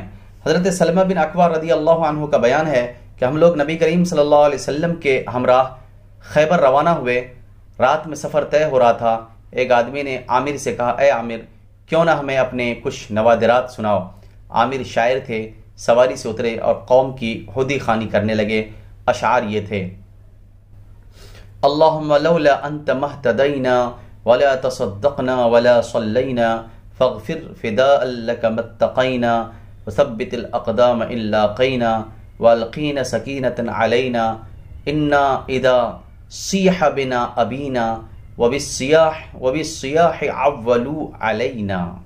اے اللہ اگر تو نہ ہوتا تو ہم ہدایت نہ پاتے، نہ صدقہ کرتے، نہ نماز پڑھتے، ہم تجھ پر قربان، تو ہمیں بخش دے جب تک ہم تقوی اختیار کریں، اور اگر ہم ٹکرائیں تو ہمیں ثابت قدم رکھ اور ہم پر سکینت نازل فرما۔ جب ہمیں للکارا جاتا ہے تو ہم اکڑ جاتے ہیں اور للکار میں ہم پر لوگوں نے اعتماد کیا ہے۔ رسول اللہ صلی اللہ علیہ وسلم نے فرمایا یہ کون حدی خان ہے؟ لوگوں نے کہا عامر بن اکوع۔ آپ نے فرمایا اللہ اس پر رحم کرے۔ قوم کے ایک آدمی نے کہا اب تو ان کی شہادت واجب ہو گئی، آپ نے ان کے وجود سے ہمیں بہرور کیوں نہ فرمایا؟ صحابہ کرام کو معلوم تھا کہ جنگ کے موقع پر رسول اللہ صلی اللہ علیہ وسلم کسی انسان کے لیے خصوصیت سے دعائے مغفرت کریں تو وہ شہید ہو جاتا ہے، اور یہی واقعہ جنگ خیبر میں حضرت عامر کے ساتھ پیش آیا۔ اسی لیے انہوں نے یہ عرض کی تھی کہ کیوں نہ ان کے لیے درازی عمر کی دعا کی گئی کہ ان کے وجود سے ہم مزید بہرور ہوتے۔ خیبر کے بالکل قریب وادی صحابہ میں آپ نے عصر کی نماز پڑھی، پھر توشے منگوائے تو صرف ستو لایا گیا اور اسے آپ کے حکم سے سانا گیا، پھر آپ نے کھایا اور صحابہ نے بھی کھایا۔ اس کے بعد آپ مغرب کے لیے اٹھے تو صرف کلی کی، صحابہ نے بھی کلی کی، پھر آپ نے نماز پڑھی اور وضو نہیں فرمایا، پچھلے ہی وضو پر اکتفا کیا۔ پھر آپ نے عشاء کی نماز ادا فرمائی۔ اسلامی لشکر خیبر کے دامن میں، مسلمانوں نے آخری رات جس کی صبح جنگ شروع ہوئی خیبر کے قریب گزاری، لیکن یہود کو کانوں کان خبر نہ ہوئی۔ نبی کریم صلی اللہ علیہ وسلم کا دستور تھا کہ جب رات کے وقت کسی قوم کے پاس پہنچتے تو صبح ہوئے بغیر ان کے قریب نہ جاتے۔ چنانچہ اس رات جب صبح ہوئی تو آپ نے غلس یعنی اندھیرے میں فجر کی نماز ادا فرمائی۔ اس کے بعد مسلمان سوار ہو کر خیبر کی طرف بڑھے۔ ادھر اہل خیبر بے خبری میں اپنے پھاوڑے اور کھانچی وغیرہ لے کر اپنی کھیتی باڑی کے لیے نکلے تو اچانک لشکر دیکھ کر چیختے ہوئے شہر کی طرف بھاگے کہ خدا کی قسم محمد لشکر سمیت آ گئے ہیں۔ نبی کریم صلی اللہ علیہ وسلم نے یہ منظر دیکھ کر فرمایا اللہ اکبر خیبر تباہ ہوا، اللہ اکبر خیبر تباہ ہوا۔ جب ہم کسی قوم کے میدان میں اتر پڑتے ہیں تو ان ڈرائے ہوئے لوگوں کی صبح بری ہو جاتی ہے۔ نبی کریم صلی اللہ علیہ وسلم نے لشکر کے پڑاؤ کے لیے ایک جگہ کا انتخاب فرمایا۔ اس پر حباب بن منذر رضی اللہ عنہ نے آ کر عرض کیا یا رسول اللہ یہ بتلائیے کہ اس مقام پر اللہ نے آپ کو پڑاؤ ڈالنے کا حکم دیا ہے یا یہ محض آپ کی جنگی تدبیر اور رائے ہے؟ آپ نے فرمایا نہیں، یہ محض ایک رائے ہے اور تدبیر ہے۔ انہوں نے کہا اے اللہ کے رسول یہ مقام قلعے نطات سے بہت ہی قریب ہے اور خیبر کے سارے جنگجو افراد اسی قلعے میں ہیں، انہیں ہمارے حالات کا پورا علم رہے گا اور ہمیں ان کے حالات کی خبر نہ ہوگی۔ ان کے تیر ہم تک پہنچ جائیں گے اور ہمارے تیر ان تک نہ پہنچ سکیں گے، ہم ان کے شب خون سے بھی محفوظ نہ رہیں گے۔ پھر یہ مقام کھجوروں کے درمیان ہے، پستی میں واقع ہے اور یہاں کی زمین بھی وبائی ہے، اس لیے مناسب ہوگا کہ آپ کسی ایسی جگہ پڑاؤ ڈالنے کا حکم فرمائیں جو ان مفاسد سے خالی ہو اور ہم اسی جگہ منتقل ہو کر پڑاؤ ڈالیں۔ رسول اللہ صلی اللہ علیہ وسلم نے فرمایا تم نے جو رائے دی بالکل درست ہے۔ اس کے بعد آپ دوسری جگہ منتقل ہو گئے۔ نیز جب آپ صلی اللہ علیہ وسلم خیبر کے اتنے قریب پہنچ گئے کہ شہر دکھائی پڑنے لگا تو آپ نے فرمایا ٹھہر جاؤ. لشکر ٹھہر گیا اور آپ نے یہ دعا فرمائی اللہم رب السماوات السبع وما اضللنا ورب الارضین السبع وما اقللنا ورب الشیاطین وما اضللنا فإنا نسألك خیر هذه القرية وخیر أهلها وخیر ما فيها ونعوذ بك من شر هذه القرية وشر أهلها وشر ما فيها. اے اللہ ساتوں آسمان اور جن پر وہ سایہ فگن ہیں ان کے پروردگار، اور ساتوں زمین اور جن کو وہ اٹھائے ہوئے ہیں ان کے پروردگار، اور شیاطین اور جن کو جنہوں نے گمراہ کیا ان کے پروردگار، ہم تجھ سے اس بستی کی بھلائی، اس کے باشندوں کی بھلائی اور اس میں جو کچھ ہے اس کی بھلائی کا سوال کرتے ہیں، اور اس بستی کے شر سے اور اس کے باشندوں کے شر سے اور اس میں جو کچھ ہے اس کے شر سے تیری پناہ مانگتے ہیں. اس کے بعد فرمایا چلو اللہ کے نام سے آگے بڑھو. جنگ کی تیاری اور خیبر کے قلعے. جس رات خیبر کی حدود میں رسول اللہ صلی اللہ علیہ وسلم داخل ہوئے فرمایا میں کل جھنڈا ایک ایسے آدمی کو دوں گا جو اللہ اور اس کے رسول سے محبت کرتا ہے اور جس سے اللہ اور اس کے رسول محبت کرتے ہیں. صبح ہوئی تو صحابہ کرام نے نبی کریم صلی اللہ علیہ وسلم کی خدمت میں حاضر ہوئے. ہر ایک یہی آرزو باندھے اور آس لگائے تھا کہ جھنڈا اسے مل جائے گا. رسول اللہ صلی اللہ علیہ وسلم نے فرمایا علی بن ابی طالب کہاں ہیں؟ صحابہ نے کہا یا رسول اللہ ان کی تو آنکھ آئی ہوئی ہے. فرمایا انہیں بلا لاؤ. وہ لائے گئے. رسول اللہ صلی اللہ علیہ وسلم نے ان کی آنکھوں میں لعاب دہن لگایا اور دعا فرمائی. وہ شفا یاب ہو گئے، گویا انہیں کوئی تکلیف تھی ہی نہیں. پھر انہیں جھنڈا عطا فرمایا. انہوں نے عرض کیا یا رسول اللہ میں ان سے اس وقت تک لڑوں کہ وہ ہمارے جیسے ہو جائیں. آپ نے فرمایا اطمینان سے جاؤ یہاں تک کہ ان کے میدان میں اترو، پھر انہیں اسلام کی دعوت دو اور اسلام میں اللہ کے جو حقوق ان پر واجب ہوتے ہیں ان سے آگاہ کرو. بخدا تمہارے ذریعہ اللہ تبارک و تعالی ایک آدمی کو بھی ہدایت دے دے تو یہ تمہارے لیے سرخ اونٹوں سے بہتر ہے. خیبر کی آبادی 2 منطقوں میں بٹی ہوئی تھی، 2 حصوں میں 2 علاقوں میں بٹی ہوئی تھی. ایک منطقے میں حسب ذیل 5 قلعے تھے. ایک منطقے میں یہ 5 قلعے تھے. نمبر 1 حصن نائم، نمبر 2 حصن صعب بن معاذ، نمبر 3 حصن قلعہ زبیر، نمبر 4 حصن عبید، نمبر 5 حصن نزار. ان میں سے پہلے 3 قلعوں پر مشتمل علاقہ نطات کہلاتا تھا اور بقیہ 2 قلعوں پر مشتمل علاقہ شق کے نام سے مشہور تھا. خیبر کی آبادی کا دوسرا منطقہ کتیبہ کہلاتا تھا. اس میں صرف 3 قلعے تھے.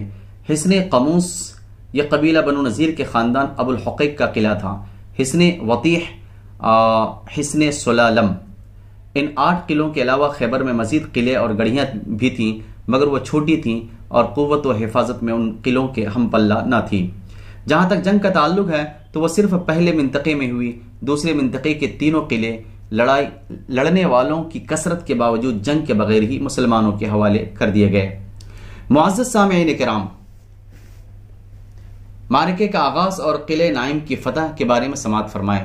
مذکورہ بالا 8 قلعوں میں سے سب سے پہلے قلعہ نائم پر حملہ ہوا کیونکہ یہ قلعہ اپنے محل وقوع کی نزاکت اور اسٹریٹجی کے لحاظ سے یہود کی پہلی دفاعی لائن کی حیثیت رکھتا تھا اور یہی قلعہ مرحب نامی اس شہزور اور جانباز یہودی کا قلعہ تھا جسے 1000 مردوں کے برابر مانا جاتا تھا. حضرت علی بن ابی طالب رضی اللہ عنہ مسلمانوں کی فوج لے کر اس قلعے کے سامنے پہنچے اور یہود کو اسلام کی دعوت دی تو انہوں نے یہ دعوت مسترد کر دی اور اپنے بادشاہ مرحب کی کمان میں مسلمانوں کے مد مقابل آ کھڑے ہو گئے. میدان میں اتر کر پہلے مرحب نے دعوت مبارزت دی جس کی کیفیت سلمہ بن اقوا نے یوں بیان کی ہے کہ جب ہم لوگ خیبر پہنچے تو ان کا بادشاہ مرحب اپنی تلوار لے کر ناز و تکبر کے ساتھ اٹھلاتا اور یہ کہتا ہوا نمودار ہوا قد علمت خیبر انی مرحب شاک السلاح بطل مجرب اذا الحروب اقبلت تلہب. خیبر کو معلوم ہے کہ میں مرحب ہوں، ہتھیار پوش، بہادر اور تجربہ کار. جب جنگ و پیکار شعلہ زن ہو. اس کے مقابل میرے چچا عامر نمودار ہوئے اور فرمایا قد علمت خیبر انی عامر شاک السلاح بطل مغامر. خیبر جانتا ہے کہ میں عامر ہوں، ہتھیار پوش، شہ زور اور جنگجو۔ پھر دونوں نے ایک دوسرے پر وار کیا۔ مرحب کی تلوار میرے چچا عامر کی ڈھال میں جا چبھی اور عامر نے اسے نیچے سے مارنا چاہا، لیکن ان کی تلوار چھوٹی تھی۔ انہوں نے یہودی کی پنڈلی پر وار کیا تو تلوار کا سرا پلٹ کر ان کے گھٹنے پر آ لگا اور بالآخر اسی زخم سے ان کی موت واقع ہو گئی۔ نبی کریم صلی اللہ علیہ وسلم نے اپنی دو انگلیاں اکٹھا کر کے ان کے بارے میں فرمایا کہ ان کے لیے دوہرا اجر ہے، وہ بڑے جانباز مجاہد تھے، کم ہی ان جیسا کوئی عرب روئے زمین پر چلا ہوگا۔ بہرحال حضرت عامر کے زخمی ہو جانے کے بعد مرحب کے مقابلے کے لیے حضرت علی مرتضی رضی اللہ عنہ تشریف لے گئے۔ حضرت سلمہ بن اکوع کا بیان ہے کہ اس وقت حضرت علی نے یہ اشعار کہے: انا الذی سمتنی امی حیدرا، انا الذی سمتنی امی حیدرا، کلیت غابات کریہ المنظرا، اوفیہم بالصاع کیل السندرا۔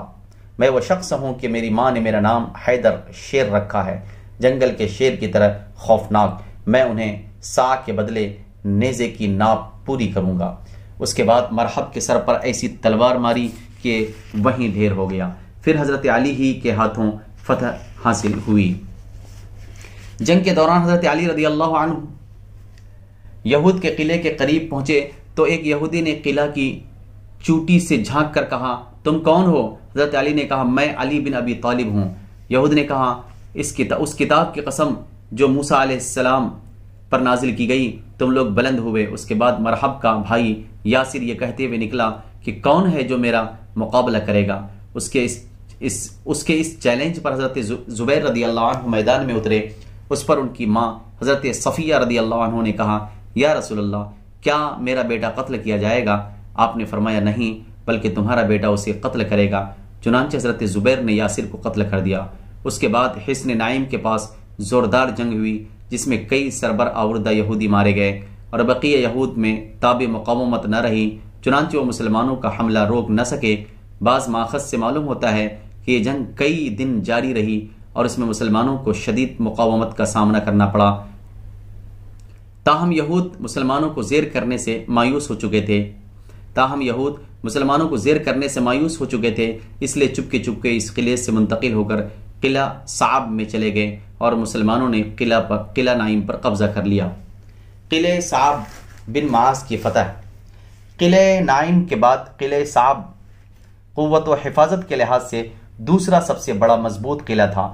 مسلمانوں نے حضرت حباب بن منذر انصاری رضی اللہ عنہ کی کمان میں اس قلعے پر حملہ کیا اور 3 روز تک اسے گھیرے میں لیے رکھا اور تیسرے دن رسول اللہ صلی اللہ علیہ وسلم نے اس قلعے کی فتح کے لیے خصوصی دعا فرمائی۔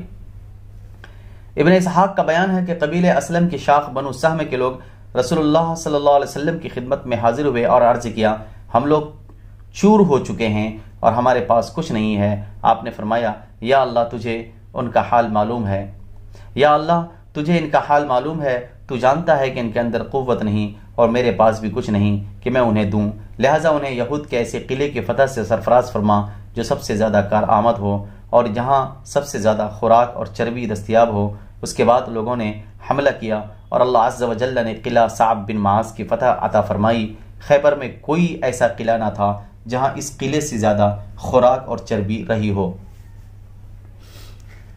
اور جب دعا فرمانے کے بعد نبی کریم صلی اللہ علیہ وسلم نے مسلمانوں کو اس قلعے پر حملے کی دعوت دی تو حملہ کرنے میں بنو اسلم ہی پیش تھے۔ یہاں بھی قلعے کے سامنے مبارزت اور مارکاٹ ہوئی۔ پھر اسی روز سورج ڈوبنے سے پہلے قلعہ فتح ہو گیا اور مسلمانوں نے اس میں بعض منجنیق اور دبابے بھی پائے، یعنی ٹینک، دبابے یعنی ٹینک۔ ابن اسحاق کی اس روایت میں جس شدید بھکمری کا تذکرہ کیا گیا ہے، اسی کا یہ نتیجہ تھا کہ لوگوں نے فتح حاصل ہوتے ہی گدھے ذبح کر دیے اور چولہوں پر ہنڈیاں چڑھا دیں، لیکن جب رسول اللہ صلی اللہ علیہ وسلم کو اس کا علم ہوا تو آپ نے گھریلو گدھے کے گوشت سے منع فرما دیا۔ قلعہ زبیر کی فتح۔ قلعہ نعیم اور قلعہ صعب کی فتح کے بعد یہود نطات کے سارے قلعوں سے نکل کر قلعہ زبیر میں جمع ہو گئے۔ یہ ایک محفوظ قلعہ تھا اور پہاڑ کی چوٹی پر واقع تھا۔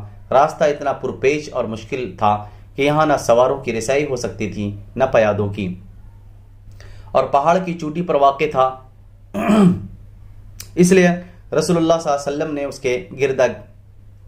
کے گرد محاصرہ قائم کیا اور 3 روز تک محاصرے کیے پڑے رہے۔ اس کے بعد ایک یہودی نے آ کر کہا، اے ابو القاسم، اگر آپ 1 مہینے تک محاصرہ جاری رکھیں تو بھی انہیں کوئی پرواہ نہ ہوگی، البتہ ان کے پینے کا پانی اور چشمے زمین کے نیچے ہیں، یہ رات میں نکلتے ہیں، پانی پی لیتے اور لے لیتے ہیں، پھر قلعے میں واپس چلے جاتے ہیں اور آپ سے محفوظ رہتے ہیں۔ اگر آپ ان کا پانی بند کر دیں تو یہ گھٹنے ٹیک دیں گے۔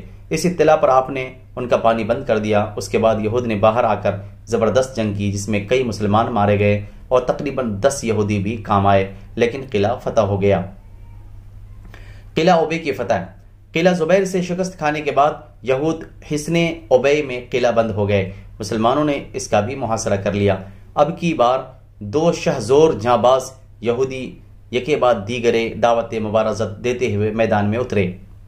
اب کی بار 2 شہزور جاں باز یہودی یکے بعد دیگرے دعوت مبارزت مقابلے کی دعوت دیتے ہوئے میدان میں اترے اور دونوں ہی مسلمان جاں بازوں کے ہاتھوں مارے گئے۔ دوسرے یہودی کے قاتل سرخ پٹی والے مشہور جاں فروش حضرت ابو دجانہ سماک بن خراشہ انصاری رضی اللہ عنہ تھے، اور وہ دوسرے یہودی کو قتل کر کے نہایت تیزی سے قلعے میں جا گھسے، اور ان کے ساتھ ہی اسلامی لشکر بھی قلعے میں جا گھسا۔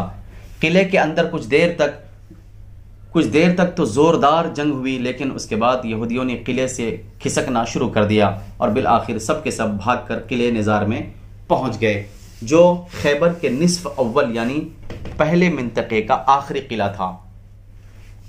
قلعہ نزار کی فتح۔ یہ قلعہ علاقے کا سب سے مضبوط قلعہ تھا، اور یہود کو تقریباً یقین تھا کہ مسلمان اپنی انتہائی کوشش صرف کر دینے کے باوجود اس قلعے میں داخل نہیں ہو سکتے، اس لیے اس قلعے میں انہوں نے عورتوں اور بچوں سمیت قیام کیا، جبکہ سابقہ 4 قلعوں میں عورتوں اور بچوں کو نہیں رکھا گیا تھا۔ مسلمانوں نے اس قلعے کا سختی سے محاصرہ کیا اور یہود پر سخت دباؤ ڈالا، لیکن قلعہ چونکہ ایک بلند اور محفوظ پہاڑی پر واقع تھا، اس لیے اس میں داخل ہونے کی کوئی صورت بن نہیں پڑ رہی تھی۔ ادھر یہود قلعے سے باہر نکل کر مسلمانوں سے ٹکرانے کی جرت نہیں کر رہے تھے، البتہ تیر برسا کر اور پتھر پھینک کر سخت مقابلہ کر رہے تھے۔ جب اس قلعے یعنی نزار کی فتح مسلمانوں کے لیے زیادہ دشوار محسوس ہونے لگی تو رسول اللہ صلی اللہ علیہ وسلم نے منجنیق کے آلات نصب کرنے کا حکم فرمایا، اور ایسا معلوم ہوتا ہے کہ مسلمانوں نے چند گولے پھینکے بھی، جس سے قلعے کی دیواروں میں شگاف پڑ گیا اور مسلمان اندر گھس گئے۔ اس کے بعد قلعے کے اندر سخت جنگ ہوئی اور یہود نے فاش اور بدترین شکست کھائی۔ وہ بقیہ قلعوں کی طرح اس قلعے سے چپکے کھسک کر نہ نکل سکے، بلکہ اس طرح بے محابہ بھاگے کہ اپنی عورتوں اور بچوں کو بھی ساتھ نہ لے جا سکے، اور انہیں مسلمانوں کے رحم و کرم پر چھوڑ دیا۔ اس مضبوط قلعے کی فتح کے بعد خیبر کا نصف اول یعنی نطاط اور شک کا علاقہ فتح ہو گیا۔ اس علاقے میں چھوٹے کچھ مزید قلعے بھی تھے، لیکن اس قلعے کے فتح ہوتے ہی یہودیوں نے ان باقی مادہ قلعوں کو بھی خالی کر دیا اور شہر خیبر کے دوسرے منطقے یعنی کتیبہ کی طرف بھاگ گئے۔ خیبر کے نصف ثانی کی فتح۔ نطاط اور شک کا علاقہ فتح ہو چکا تھا تو رسول اللہ صلی اللہ علیہ وسلم نے کتیبہ، وطیح اور سلالم کے علاقے کا رخ کیا۔ سلالم بنو نذیر کے ایک مشہور یہودی ابو الحقیق کا قلعہ تھا، اور ادھر نطاط اور شک کے علاقے سے شکست کھا کر بھاگنے والے سارے یہودی بھی یہیں پہنچے تھے اور نہایت ٹھوس قلعہ بندی کر لی تھی۔ اہل مغازی کے درمیان اختلاف ہے کہ یہاں کے تینوں قلعوں میں سے کسی قلعے پر جنگ ہوئی یا نہیں۔ ابن اسحاق کے بیان میں یہ صراحت ہے کہ قلعہ قموس کو فتح کرنے کے لیے جنگ لڑی گئی، بلکہ اس کے سیاق سے یہ بھی معلوم ہوتا ہے کہ یہ قلعہ محض جنگ کے ذریعہ فتح کیا گیا، اور یہودیوں کی طرف سے خود سپردگی کے لیے یہاں کوئی بات چیت نہیں ہوئی۔ لیکن واقعی نے 2 ٹوک لفظوں میں صراحت کی ہے کہ اس علاقے کے تینوں قلعے بات چیت کے ذریعے مسلمانوں کے حوالے کیے گئے۔ ممکن ہے قلعہ قموس کی حوالگی کے لیے کسی قدر جنگ کے بعد گفت و شنید ہوئی ہو، البتہ باقی دونوں قلعے کسی جنگ کے بغیر مسلمانوں کے حوالے کیے گئے۔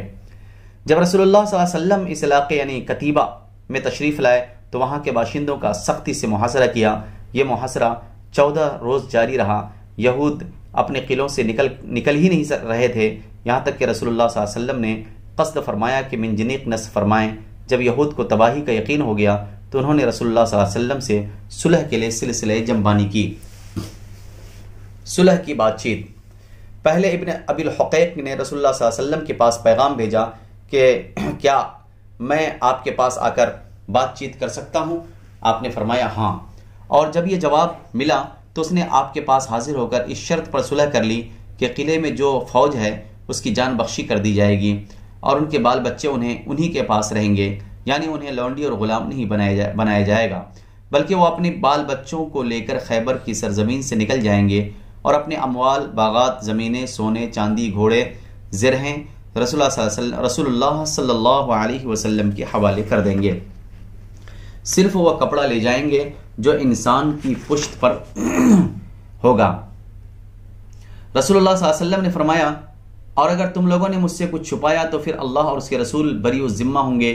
یہود نے یہ شرط منظور کر لی اور مصالحت ہو گئی۔ اس مصالحت کے بعد تینوں قلعے مسلمانوں کے حوالے کر دیے گئے اور اس طرح خیبر کی فتح مکمل ہو گئی۔ ابو الحقیق کے دونوں بیٹوں کی بدعہدی اور ان کا قتل۔ اس معاہدے کے علی الرغم ابو الحقیق کے دونوں بیٹوں نے بہت سا مال غائب کر دیا، ایک کھال غائب کر دی جس میں مال اور حیی بن اخطب کے زیورات تھے۔ اسے حیی بن اخطب مدینے سے بنو نذیر کی جلا وطنی کے وقت اپنے ہمراہ لایا تھا۔ ابن اسحاق کا بیان ہے کہ رسول اللہ صلی اللہ علیہ وسلم کے پاس کنانہ بن ابی الحقیق لایا گیا۔ اس کے پاس بنو نذیر کا خزانہ تھا، لیکن آپ نے دریافت کیا تو اس نے یہ تسلیم کرنے سے انکار کر دیا کہ اسے خزانے کی جگہ کے بارے میں کوئی علم ہے۔ اس کے بعد ایک یہودی نے آ کر بتایا کہ میں کنانہ کو روزانہ اس ویرانے کا چکر لگاتے ہوئے دیکھتا تھا۔ اس پر رسول اللہ صلی اللہ علیہ وسلم نے کنانہ سے فرمایا، یہ بتاؤ کہ اگر یہ خزانہ ہم نے تمہارے پاس سے برآمد کر لیا تو پھر ہم تمہیں قتل کر دیں گے، تو پھر ہم تمہیں قتل کر دیں گے نا؟ اس نے کہا جی ہاں۔ آپ نے ویرانہ کھودنے کا حکم دیا اور اس سے کچھ خزانہ برآمد ہوا۔ پھر باقی ماندہ خزانہ کے متعلق آپ نے دریافت کیا تو اس نے پھر ادائیگی سے انکار کر دیا۔ اس پر آپ صلی اللہ علیہ وسلم نے اسے حضرت زبیر کے حوالے کر دیا اور فرمایا اسے سزا دو، یہاں تک کہ اس کے پاس جو کچھ ہے وہ سب کا سب ہمیں حاصل ہو جائے۔ حضرت زبیر نے اس کے سینے پر چکماق کی ٹھوکریں ماری یہاں تک کہ اس کی جان پر بن آئی۔ پھر اسے رسول اللہ صلی اللہ علیہ وسلم نے محمد بن مسلمہ کے حوالے کر دیا اور انہوں نے محمود بن مسلمہ کے بدلے اس کی گردن مار دی۔ محمود سایہ حاصل کرنے کے لیے قلعہ نائم کی دیوار کے نیچے بیٹھے تھے کہ اس شخص نے ان پر چکی کا پاٹ گرا کر انہیں قتل کر دیا تھا۔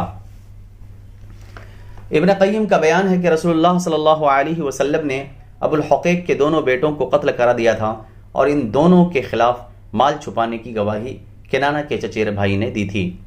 اس کے بعد رسول اللہ صلی اللہ علیہ وسلم نے حیی بن اخطب کی صاحبزادی حضرت صفیہ کو قیدی بنا لیا۔ وہ کنانہ بن ابی الحقیق کے تحت تھیں اور ابھی دلہن تھی، انہیں حال ہی میں رخصت کیا گیا تھا۔ اموال غنیمت کی تقسیم۔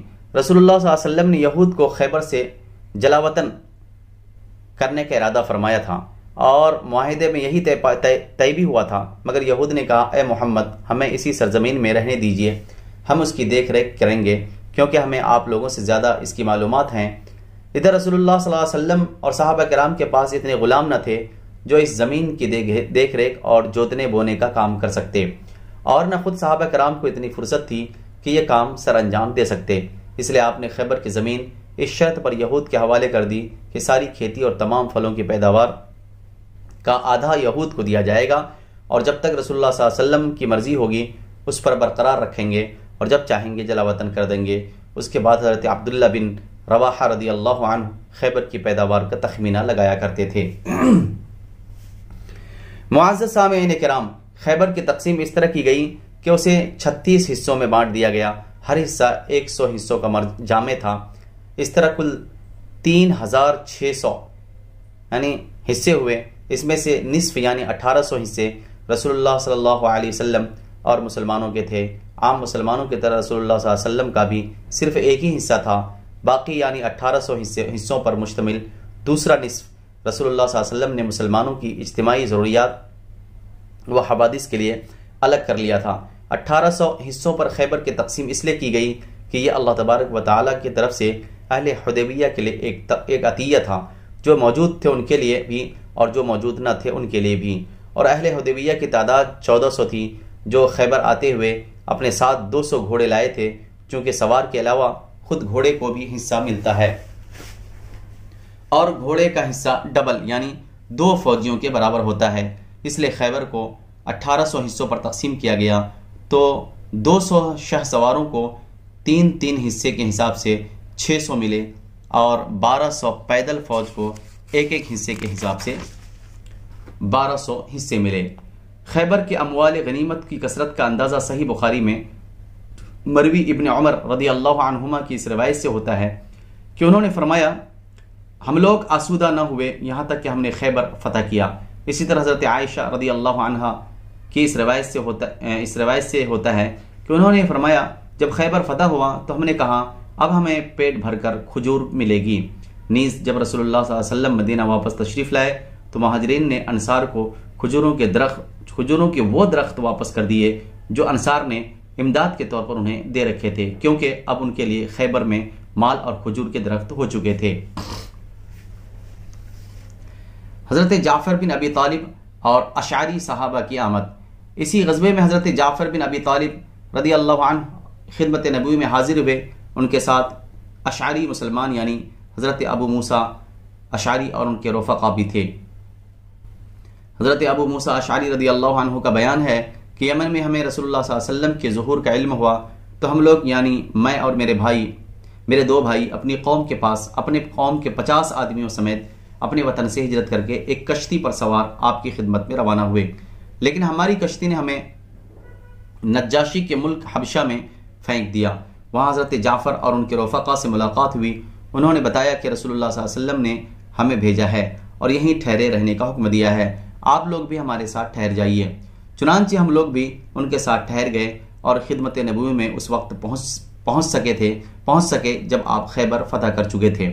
آپ نے ہمارا بھی حصہ لگایا، لیکن ہمارے علاوہ کسی بھی شخص کا جو فتح خیبر میں موجود نہ تھا کوئی حصہ نہیں لگایا، صرف شرکائے جنگ ہی کا حصہ لگایا۔ البتہ حضرت جعفر اور ان کے رفقا کے ساتھ ہماری کشتی والوں کا بھی حصہ لگایا اور ان کے لیے بھی مال غنیمت تقسیم کیا۔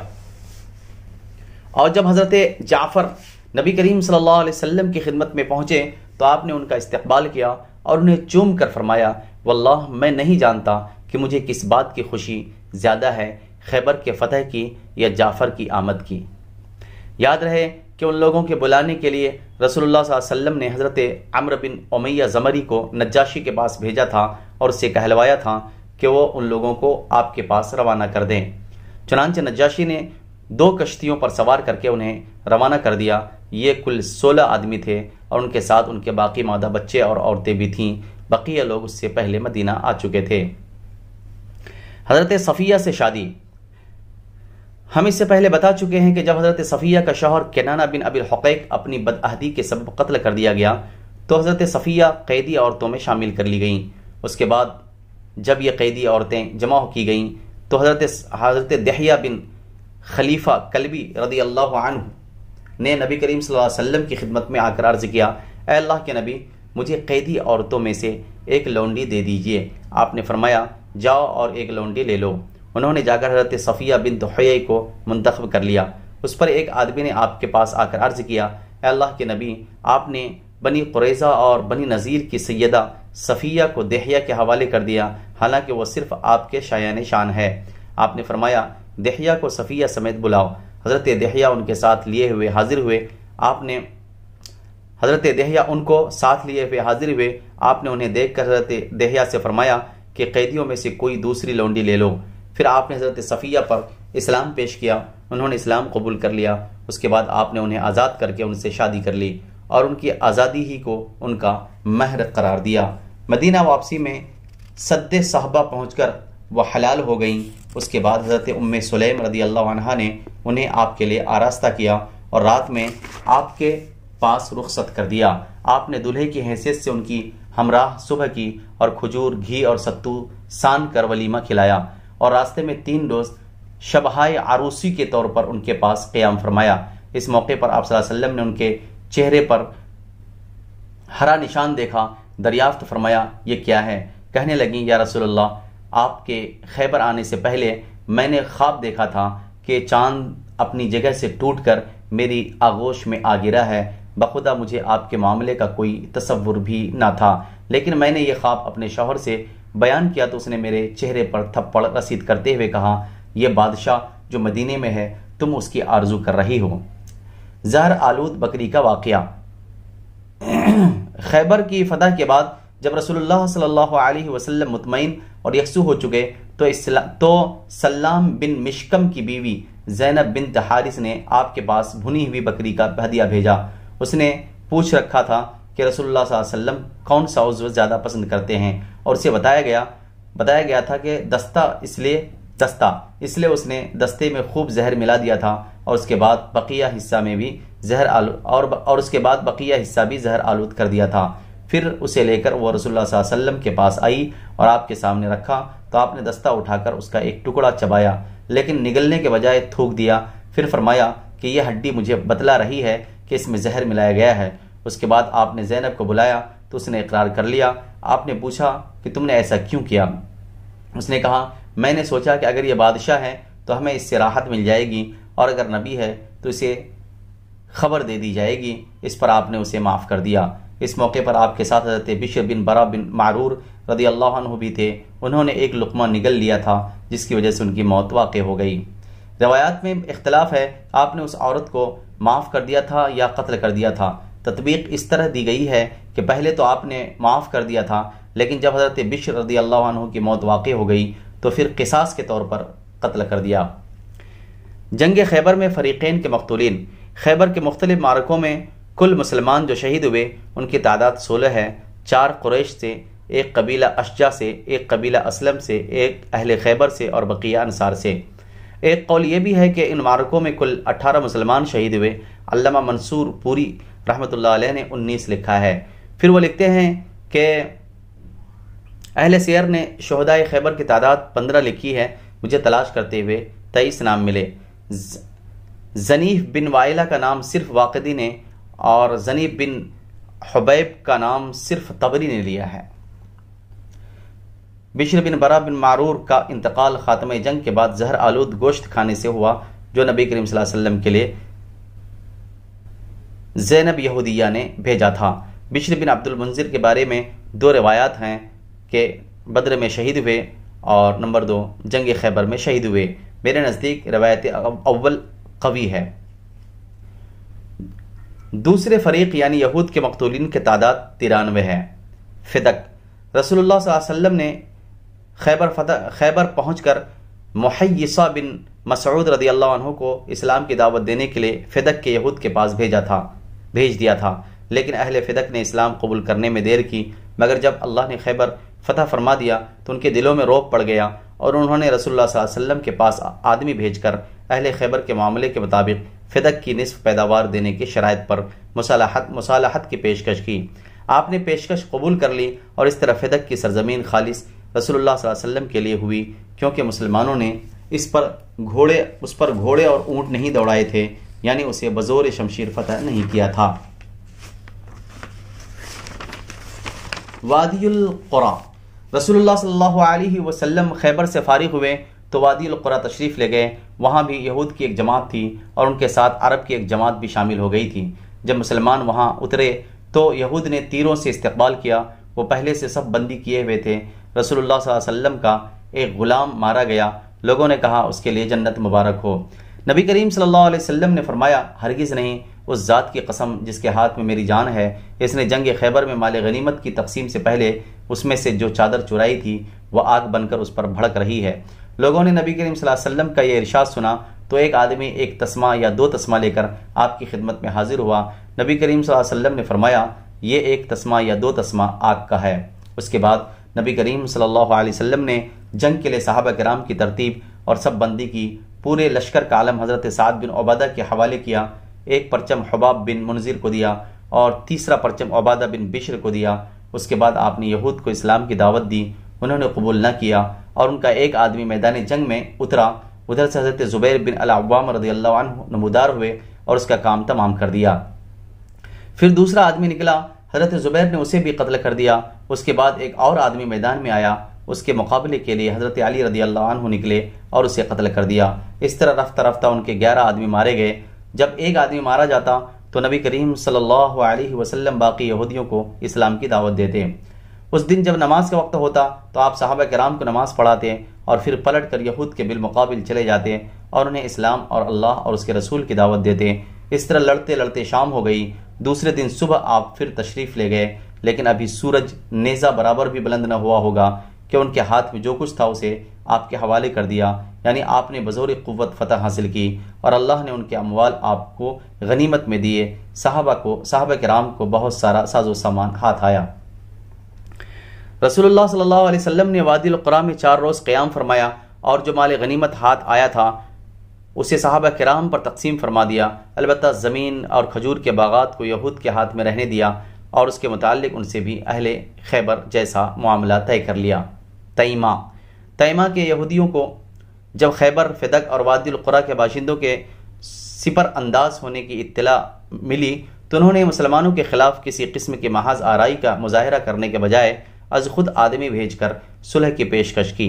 رسول اللہ صلی اللہ علیہ وسلم نے ان کی پیشکش قبول فرما لی اور یہ یہود اپنے اموال کے مقیم رہے۔ اس کے متعلق آپ نے ایک نوشتہ بھی تحریر فرما دیا جو یہ تھا، یہ تحریر ہے محمد رسول اللہ کی طرف سے بنو عادیہ کے لیے، ان کے لیے ذمہ ہے اور ان پر جزیہ ہے، ان پر نہ زیادتی ہوگی نہ انہیں جلا وطن کیا جائے گا، رات معاون ہوگی اور دن پختگی بخش، یعنی یہ معاہدہ دائمی ہوگا۔ اور یہ تحریر خالد بن سعید نے لکھی۔ مدینہ کو واپسی۔ اس کے بعد رسول اللہ صلی اللہ علیہ وسلم نے مدینہ واپسی کی راہ لی۔ واپسی کے دوران لوگ ایک وادی کے قریب پہنچے تو بلند آواز سے اللہ اکبر اللہ اکبر اللہ اکبر کہنے لگے۔ رسول اللہ صلی اللہ علیہ وسلم نے فرمایا، اپنے نفسوں کے ساتھ سہولت برتو، تم لوگ کسی بہرے اور غائب کو نہیں پکار رہے ہو بلکہ اس ہستی کو پکار رہے ہو جو سننے والی اور قریب ہے۔ نیز اثناء راہ میں ایک بار رات بھر سفر جاری رکھنے کے بعد آپ نے آخر رات میں راستے میں کسی جگہ پڑاؤ ڈالا اور حضرت بلال کو یہ تاکید کر کے سو رہے کہ ہمارے لیے رات پر نظر رکھنا، یعنی صبح ہوتے ہی نماز کے لیے بیدار کر دینا۔ لیکن حضرت بلال کی بھی آنکھ لگ گئی اور وہ پورب کی طرف منہ کر کے اپنی سواری پر ٹیک لگائے بیٹھے تھے کہ سو گئے۔ پھر کوئی بھی بیدار نہ ہوا یہاں تک کہ لوگوں پر دھوپ آ گئی۔ اس کے بعد سب سے پہلے رسول اللہ صلی اللہ علیہ وسلم بیدار ہوئے، پھر لوگوں کو بیدار کیا اور آپ اس وادی سے نکل کر کچھ آگے تشریف لے گئے، پھر لوگوں کو فجر کی نماز پڑھائی۔ کہا جاتا ہے کہ یہ واقعہ کسی دوسرے سفر میں پیش آیا تھا۔ خیبر کے معرکوں کی تفصیلات پر غور کرنے سے معلوم ہوتا ہے کہ نبی کریم صلی اللہ علیہ وسلم کی واپسی یا تو 7 ہجری کے سفر کے اخیر میں ہوئی تھی یا پھر ربیع الاول کے مہینے میں۔ سریہ ابان بن سعید۔ نبی کریم صلی اللہ علیہ وسلم سارے سپہ سالاروں سے زیادہ اچھی طرح یہ بات جانتے تھے کہ حرام مہینوں کے خاتمے کے بعد مدینے کو مکمل طور پر خالی چھوڑ دینا تدبر اور دور اندیشی کے بالکل خلاف ہے۔ درحال ہے کہ مدینے کے گرد و پیش ایسے بدو مقیم ہے جو لوٹ مار اور ڈاکہ زنی کے لیے مسلمانوں کی غفلت کے منتظر رہتے ہیں۔ اسی لیے جن ایام میں آپ خیبر تشریف لے گئے تھے انہی ایام میں آپ نے بدوؤں کو خوف زدہ کرنے کے لیے ابان بن سعید رضی اللہ عنہ کی کمان میں نجد کی جانب ایک سریہ بھیج دیا تھا۔ ابان بن سعید اپنا فرض ادا کر کے واپس پلٹے تو نبی کریم صلی اللہ علیہ وسلم سے خیبر میں ملاقات ہوئی۔ اس وقت آپ خیبر فتح فرما چکے تھے۔ اغلب یہ ہے کہ یہ سریہ سفر 7 ہجری میں بھیجا گیا تھا۔ اس کا ذکر صحیح بخاری میں آیا ہے۔ حافظ ابن حجر رحمۃ اللہ علیہ لکھتے ہیں کہ مجھے اس سریے کا حال معلوم نہ ہو سکا۔ وآخر دعوانا ان الحمد للہ رب العالمین۔